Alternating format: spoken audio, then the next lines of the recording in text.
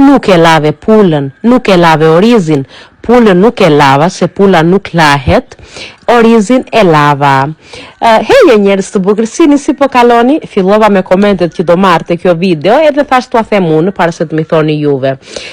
Tani, pasi e preva pulën, është pulë fshati, e mbusha me ujë, pse e them që është pulë fshati, se nuk i hedh fare vaj, se lëshon aq i ndyrës, sa s'ka nevojë për vaj, shikoni sa shumë i ndyrë që lëshon. I hodha një qikrip edhe piperë, edhe pastaja do t'i hedhë orizin, që të zihet, u thash që do bëj supë me oriz, nuk e di a u thash, po u them tani.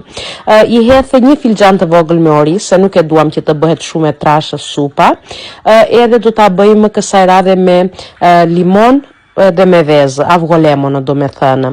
Me që pula ishte e zirë goxha, e hoqa më njanë, edhe të lëngu i saja hodha orizin që të zjetë të në bëhet supa. Tani po përgatit vezën dhe limonin aty, do t'jetë edhe pak krip që të më prehet veza nga nxehtësia.